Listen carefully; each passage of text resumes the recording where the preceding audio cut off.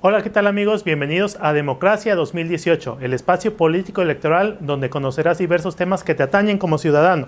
Cómo se hace una elección, cuál es la participación de las mujeres en las elecciones, qué es un sistema electoral, son diversos temas que abordaremos aquí. Bienvenidos.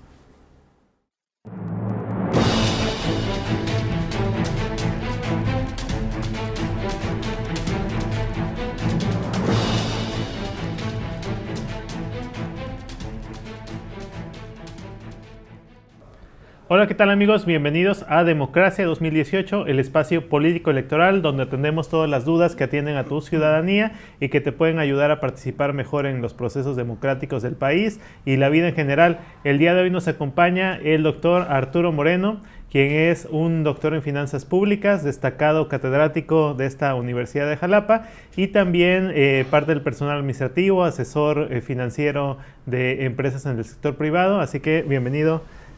Muchas gracias. Muchas gracias, mi doctor. Para mí es un gusto estar con ustedes y pues a la disposición para hablar de temas económicos, empresariales que ustedes gusten y demanden. Muchas gracias. Sí, el día de hoy vamos a hablar de las pymes, así que un excelente perfil de nuestro invitado para tratar este tema. Y les recordamos que este programa es traído a ustedes por la Universidad de Jalapa, Acrópolis Veracruz y la Agrupación Política Estatal GAMEC, Ganemos México la Confianza del Estado de Veracruz. Entrando en materia, vamos a partir, como siempre hacemos, de una definición conceptual. ¿Qué es, en términos generales, una empresa, doctor? Gracias, doctor. Bueno, siempre nosotros, por lo general, estamos acostumbrados a hablar de cosas, de temas, y a veces no desconocemos prácticamente de qué estamos hablando. Entonces, creo importante dar una definición muy sencilla de qué es una empresa, ¿no? ¿Sí? Básicamente, una empresa es una unidad, la consideraría yo una unidad económico-social, donde intervienen tres elementos fundamentales. Estos tres elementos fundamentales hacen referencia a los recursos materiales, a los recursos humanos y a los recursos técnicos, todos con la sinergia y con la intención de generar utilidades dentro de la misma. Básicamente, eso es la definición de una empresa, doctor. Ok. ¿Y cómo podemos distinguir una empresa en general de este concepto que se ha denominado como pyme o pequeña mediana empresa? Bien, antes de empezar a ahondar en alguna definición concreta de qué son las pyme o cómo se caracterizan, me gustaría empezar comentando cuál es la importancia y la relevancia de estas pequeñas y medianas empresas, que básicamente esa es la definición de la nomenclatura que nosotros normalmente conocemos como pymes. Nuestra economía está basada o está sustentada, la economía de nuestro país, en las famosas pyme del país. Estas pyme son sumamente importantes para la solidez económica y financiera de nuestra nación. ¿Por qué? Por el simple hecho, te voy a dar algunos datos. El 95% de las empresas en nuestro país actualmente son consideradas como pymes. Entonces, de ahí, de entrada, tenemos un punto importante y relevante acerca de las consideraciones de las pyme.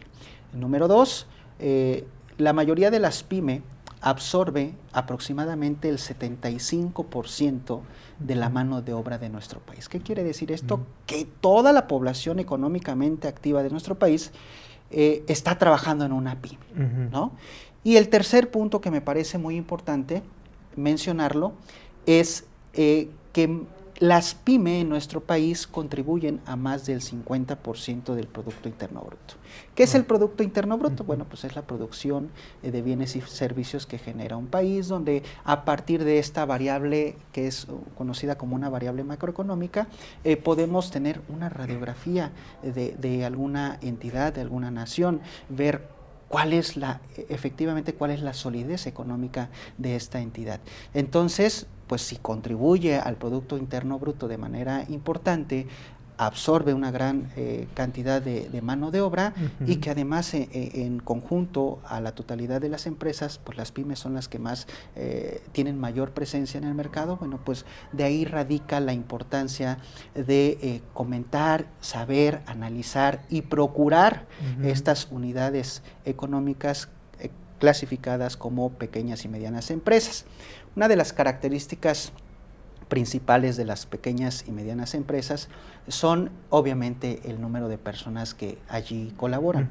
Generalmente hay muchas estadísticas, hay mucha información, pero por lo general es arriba de 10 empleados los que podrían establecerse dentro de las pequeñas y medianas empresas. Obviamente esto trae a colación el margen de utilidad, el margen de rentabilidad, el margen de ventas que podría generarse en una entidad de estas características.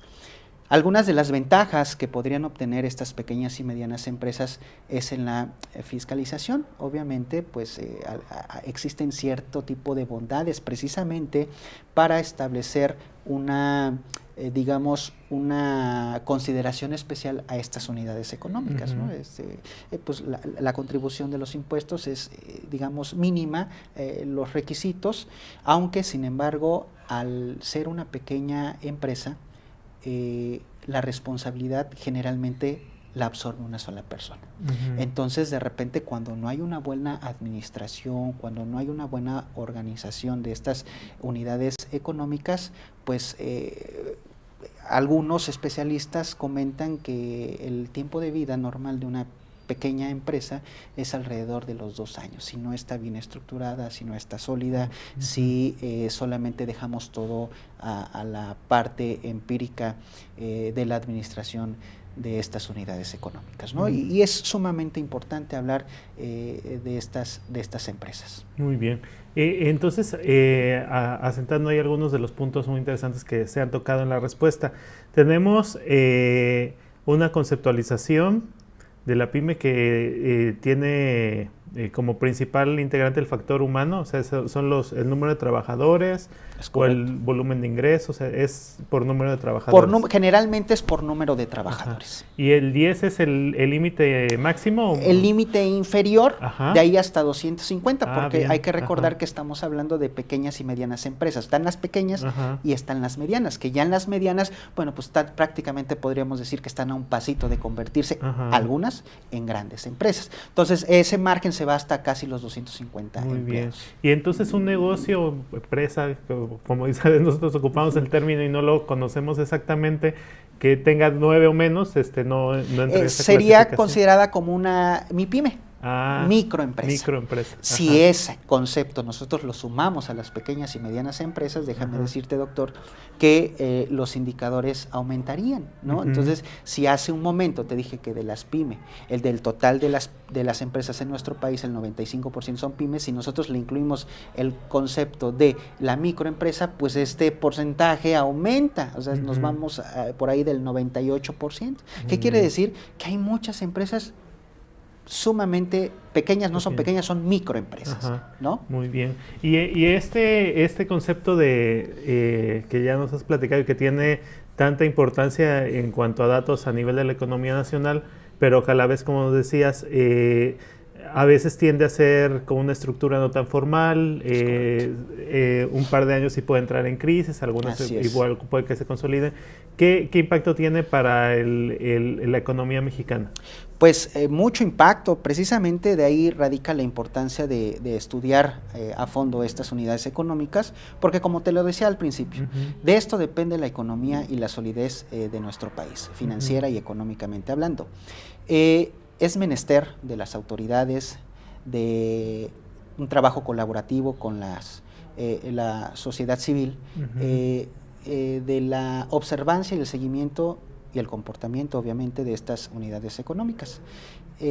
Como bien te lo platicaba, efectivamente, la mayoría de este tipo de empresas están acostumbradas a operar y a trabajar bajo la experiencia, ¿no? A mí como empresario de este tipo de empresas, pues esta persona es la única que toma decisiones, a veces estas decisiones están fundamentadas simplemente en corazonadas, no en un análisis técnico que generalmente las empresas tienden a utilizar, pero aquellas que son grandes, aquellas que tienen una estructura definida, aquellas probablemente que estamos hablando de medianas empresas, que hay una clara identificación de especializaciones para la organización de estas unidades económicas. Fíjate que abordando el tema precisamente de la administración y de la necesidad de tener pues mano de obra calificada, personal que asesore este tipo de unidades económicas, realicé un estudio acerca de la competitividad, propiamente dicho, de la competitividad de estas unidades económicas, y uno, al margen de esta investigación, podría pensar, bueno, pues si de repente ves una pequeña o mediana empresa, pues a la simple inspección podríamos determinar que es una empresa que no está tal vez haciendo un prejuicio, que no está tan bien organizada, que las decisiones se toman unilateralmente, y precisamente me aboqué a realizar este tipo de investigaciones. ¿Cuál fue mi sorpresa al momento de generar los resultados? Bueno, que de la selección de la muestra que se escogió, pues resulta que ese estudio se hizo en la ciudad de Jalapa. Y las unidades económicas a las cuales se entrevistó para determinar el nivel de competitividad con el que cuenta, pues resultó ser sorprendente, porque nosotros partimos de un análisis de la competitividad a partir de 4 enfoques. Este enfoque es obviamente en el capital humano, en la innovación, en la tecnología y por supuesto en el financiamiento. Entonces, a partir de estos 4 aristas, de estos 4 enfoques, nosotros determinamos si una entidad económica es competitiva o no es competitiva. Los resultados determinaron que al menos esta muestra aleatoria resultó ser altamente competitiva. Y uno podría pensar que estas unidades económicas están muy desorganizadas y que probablemente no sean competitivas. Utilizan mano de obra calificada, utilizan recursos técnicos, siempre están en constante innovación, y la parte del financiamiento fue lo que más nos llamó la atención, porque uno pensaría que de hecho hay un documento legal, jurídico, que tiene el objetivo de contribuir a mejorar las condiciones de estas unidades económicas. Y me refiero a un documento jurídico que nace del Estado, ¿no? Del gobierno, que es el Plan Nacional de Desarrollo. Ahí hay un apartado puntual donde especifica el apoyo y el fomento a las pequeñas y medianas empresas del país. Entonces, ¿a través de qué? A través de recursos, sobre todo a través de recursos financieros. ¿Y cuál fue la sorpresa? Que estas unidades económicas, que a partir de esas variables resultaron ser competitivas, la variable más débil resultó ser el financiamiento. ¿Qué nos dice esto? Bueno, una es que la empresa es altamente competitiva o que es competitiva y que no necesita un financiamiento. Y la otra alternativa puede ser, pues no me ha llegado ese recurso, ¿no? No he sido candidato para obtener un financiamiento. Entonces, pues los resultados ahí están, ¿no? Quiere decir que las unidades económicas observadas en el municipio de Jalapa resultaron ser competitivas, y no necesariamente a través de un financiamiento público o privado, hablando del recurso monetario. Muy bien. Y en este sentido, cuando están empezando a generarse estas empresas, ¿no? Aparte de tomar en cuenta esos aspectos, ¿no? El financiamiento y tal, ¿cuáles son algunos de los principales temas a considerar para abrir o para iniciar una pyme? Es correcto. Siempre se tiene que hacer una evaluación previa, ¿no? Para ver si lo que tú quieres ofrecer o comercializar es viable, ¿no? Siempre lo más recomendable es hacer un estudio de mercado, un estudio técnico que permita determinar la viabilidad y rentabilidad de la misma. Por lo general, hay muchas unidades económicas que nacen de una idea. De hecho, todos los proyectos de inversión nacen de una idea. El detalle acá es que en ocasiones no se hacen las evaluaciones correctas, y precisamente por esa razón tan importante, al momento de empezar a operar, al momento de empezar a trabajar, pues resulta que de acuerdo desde el punto de vista o la intención de esta unidad económica por comercializar un producto, un bien específico y demás, pues no se hicieron los pronósticos indispensables o mínimos para determinar la viabilidad o el establecimiento de la misma. Entonces, básicamente, uno de los principales problemas de estas unidades económicas es que no se hace un estudio previo a la iniciación de operaciones. O sea, para una empresa mediana, normalmente pasa por el proceso de que inicia como una micro y va creciendo, o a veces es como dice, a partir de una idea voy a empezar un proyecto de cero. Pues lo ideal sería empezar de una unidad micro, pasar a una unidad pequeña, y de una pequeña pasar a una mediana, y de una mediana, ¿por qué no pasar a una grande? Digamos que ese es el proceso natural. ¿Y qué me garantiza cumplir ese proceso natural? Pues la solidez en la entidad, ¿sí? Económica, el desarrollo empresarial que tanto nosotros necesitamos determinar para que una empresa por sí sola sea autosuficiente. Se puede empezar de ceros y considerarse como una empresa pequeña, como una empresa mediana o como una empresa grande, siempre y cuando se tenga el capital. ¿Sí? Si se cuenta con el capital, se hacen las estimaciones, se hacen las corridas financieras, se hace una evaluación técnica, financiera, económica, y se determina que el proyecto es viable y rentable, puede operar sin ningún problema. Que hay un mayor riesgo, ¿sí? Hay un mayor riesgo por la cantidad de capital que se podría llegar a invertir. Sí, es correcto. Pues está muy interesante el tema de las pequeñas y medianas empresas, ya sentamos algunas bases. Bien. Vamos a continuar platicando sobre esta materia después de un breve corte. Quédese con nosotros después de estos anuncios comerciales que van a ser muy breves. Continuamos.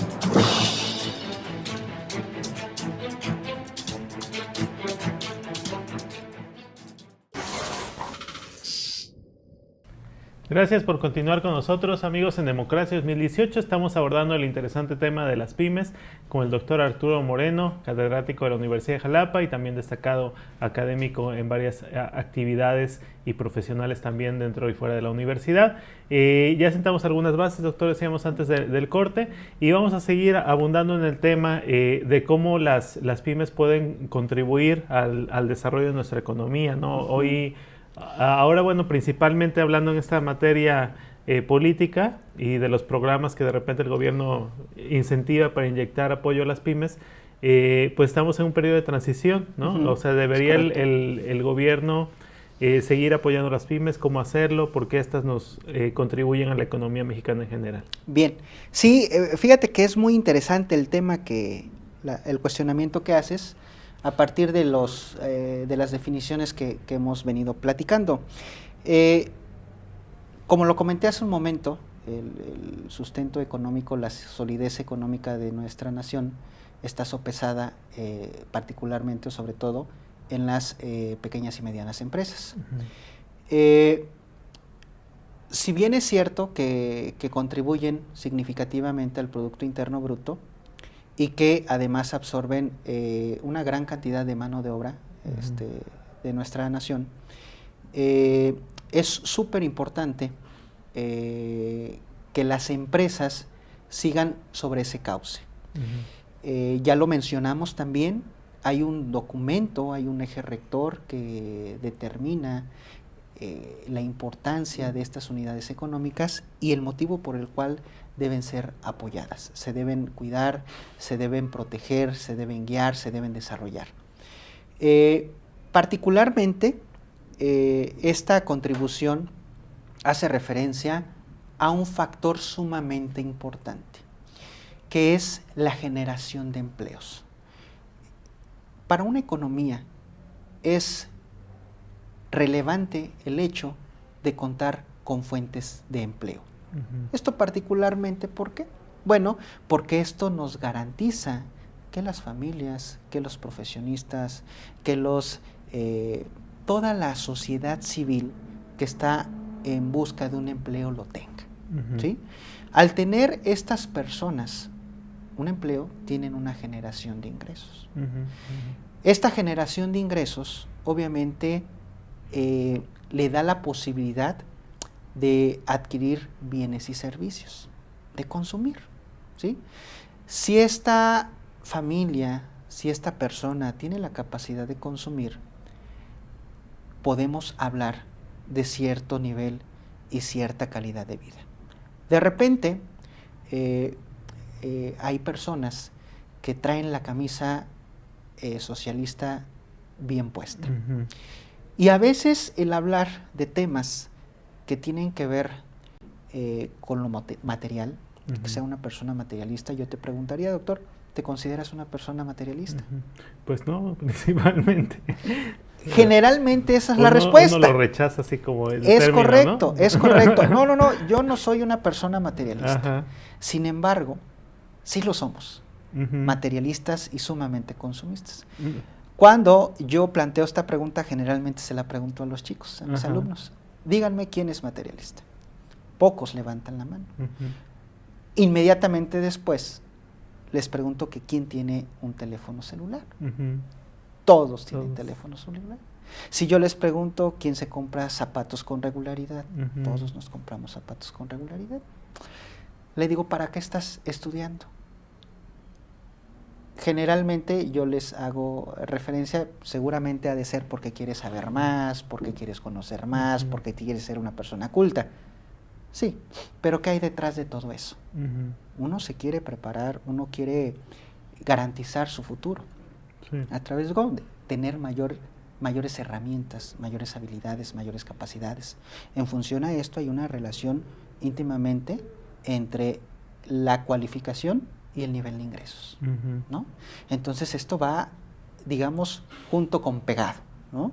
Entonces, en la medida en que uno se prepare, tenga ciertas herramientas, pues va a ser una persona más competitiva, sí, ¿no?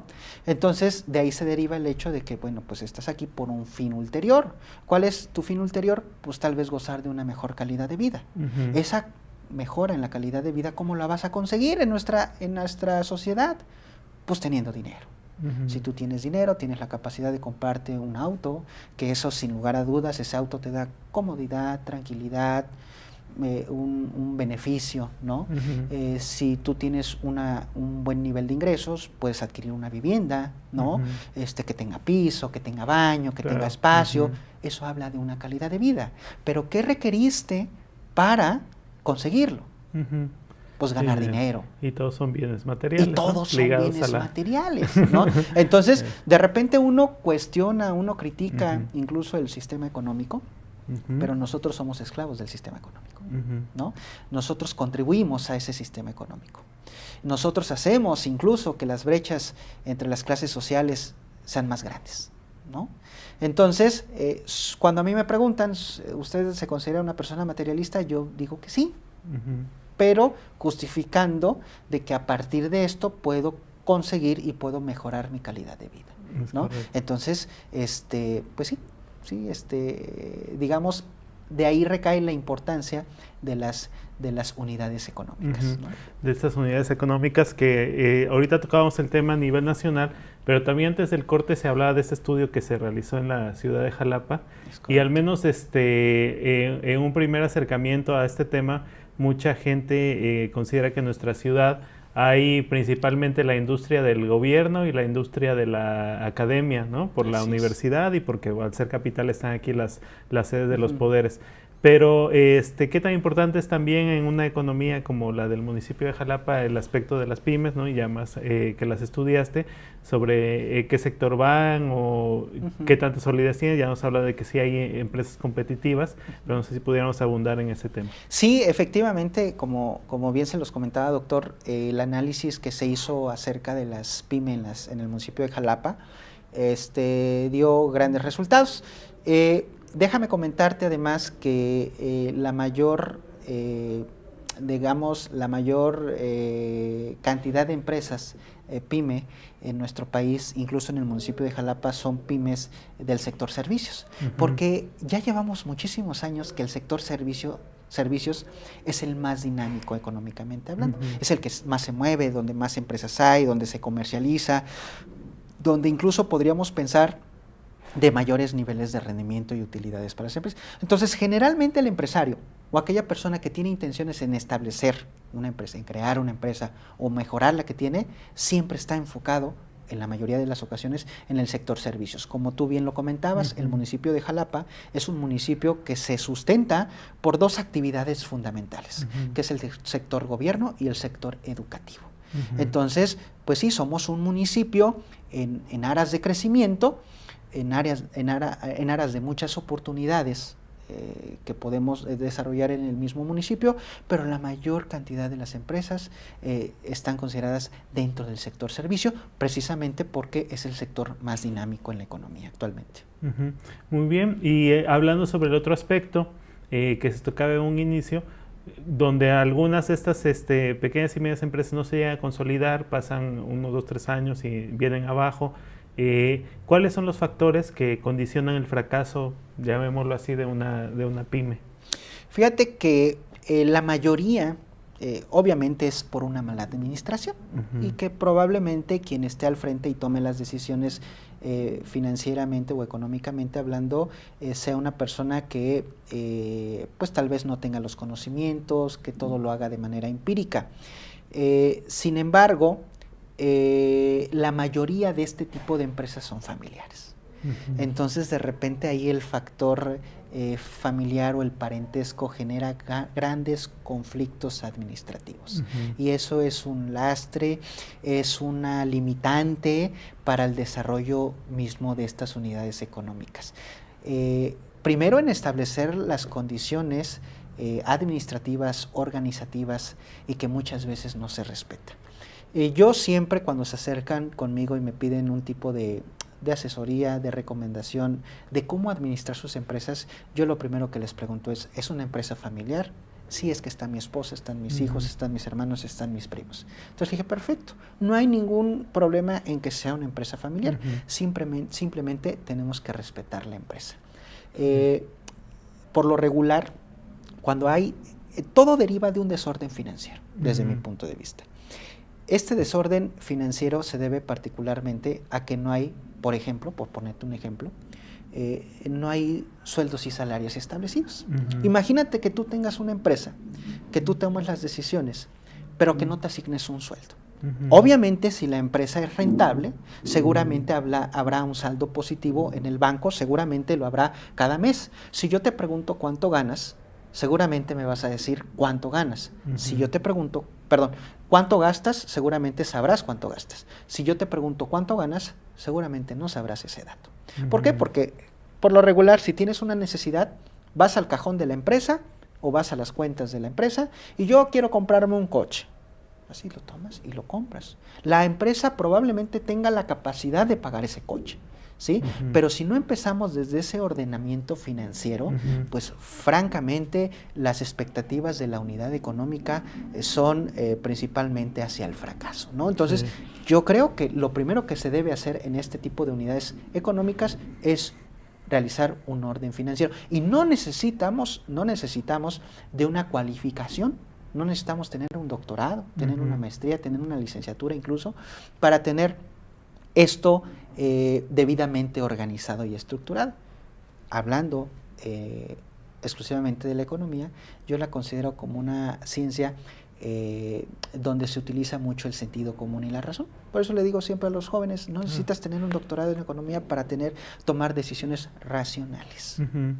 Sí, es correcto. Y aparte de esto, hay algunos programas en este interés que tiene el gobierno por apoyar las pymes para capacitar. Muchas veces, como dices, pues son empresas que parten de una inquietud personal, uno las va enseñando con la experiencia, no necesariamente se necesita un grado de administrador para empezar a hacerlo. Hay la oportunidad de acercarse para, ya sea, creo que aquí mismo en GAMEX han dado cursos para pymes, pero para acercarse a estos medios de capacitación, ¿qué les recomendarías a las personas que están en esta situación, que sienten que necesitan afianzar, ¿no?, su experiencia a través de algún tema de formación para llevar mejor su empresa? Así es. Sí, efectivamente, hay muchos mecanismos, ¿no?, que un empresario que esté operando pueda tomar a bien de su empresa, ¿no? Sobre todo hay muchas oportunidades de capacitación, hay organismos, hay instituciones que constantemente están en la procuración y en la capacitación de estas unidades económicas. Hay incubadoras de empresas, ¿no? Estas incubadoras de empresas, cuando tú vas al gobierno por un financiamiento empresarial, por lo general te canalizan a estas instituciones, ¿no?, a las incubadoras de empresas. ¿Qué es una incubadora? Bueno, pues busca talento, ¿no?, desarrollar ese talento. Hay asesorías particulares, propiamente dicho, de los empresarios que ya están en operación, desde una capacitación técnica, financiera, administrativa, mercadológica. Digamos que es una capacitación integral que manejan este tipo de incubadoras, y esta incubadora también dentro de sus actividades tiene el objetivo de coadyuvar y acercar al empresario con las fuentes de financiamiento. No necesariamente tiene que ser una fuente de financiamiento del sector público, también existen fuentes de financiamiento del sector privado, que en ocasiones, por tramitología, por necesidad inmediata del recurso, se opta por una institución privada que el recurso del sector público. Muy bien. Pues muchas gracias, doctor Arturo Moreno. Ha sido muy enriquecedor seguramente el tema, tanto para nosotros como para la audiencia. Está invitado a acompañarnos en otra ocasión, que seguramente ahí en los comentarios, en las réplicas del programa va a haber dudas acerca de este tema, entonces seguramente más adelante lo invitamos de nuevo. Excelente. Y ha sido esto todo por hoy en Democracia 2018, el espacio político electoral. Nos vemos el próximo viernes y seguimos aquí tratando temas que atienden a la ciudadanía y a sus diferentes intereses. Gracias a GAMEX, Ganemos México la Confianza, por este espacio, a Acrópolis Veracruz y a la Universidad de Jalapa. Nos vemos en la próxima.